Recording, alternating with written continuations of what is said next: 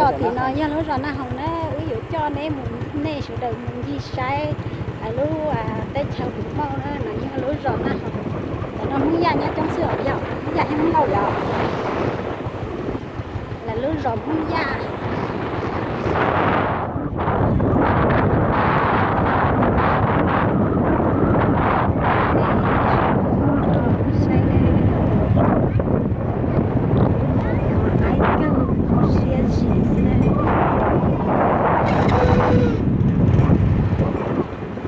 bài thì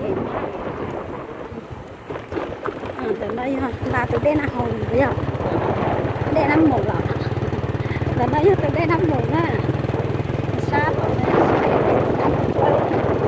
thì có bao nhiêu bài thì má giờ là lúc giờ em má lúc giờ em má thì 5.000 tí luôn thế này 5.000 lúc phút về cơ sao bây giờ lúc giờ em má giờ nó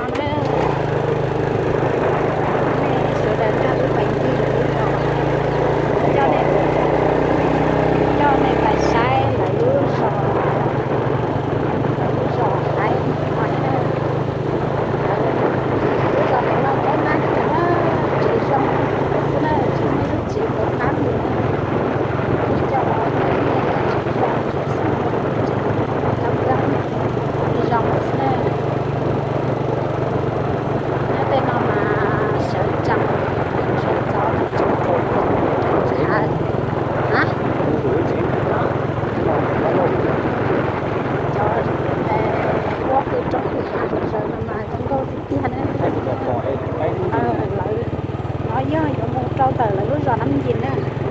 lúa giò nó 5.000 á, nè, sau đó cho gì sai là lúa giò 5.000, nó do lúa giò cơ tới mỏng màu vậy, đó rồi thôi tình nó là lúa nhiên 5.000 đó là do khách hàng, lúa nhiên bắt thùng 5.000.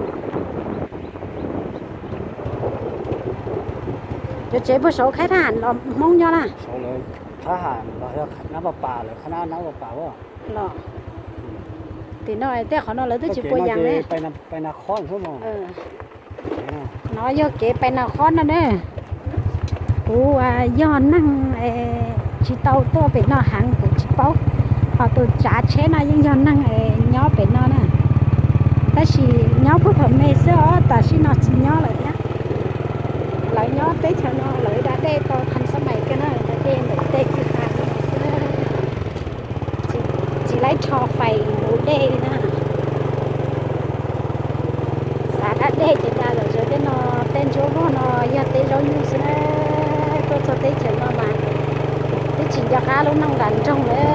bỏ lại tê mì tê rau nhu bỏ lại tê mì nhu rất cho không cứ nó rau có gì tên nào nó sẽ chặt lại đấy ta chỉ mấy kho nhá tới trường nó đi chỉ bỏ cá vô đi chả nữa tôi nhớ tới trường nó tuôn chia bỏ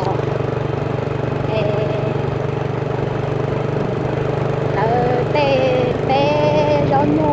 bỏ lại tê chia vậy nha xã chỉ là rau nhỏ ở đây ta chỉ mấy kho cá đi chị làm cái sáng là xứ chỉ bỏ cá chả đi làm sâu là cho xứ nữa số đàn rau ứ bài gì trong gì hạ sai là tê chia sai là tê như tê tử nó rau sai tê trong tê hạ cái đó ăn này phải đó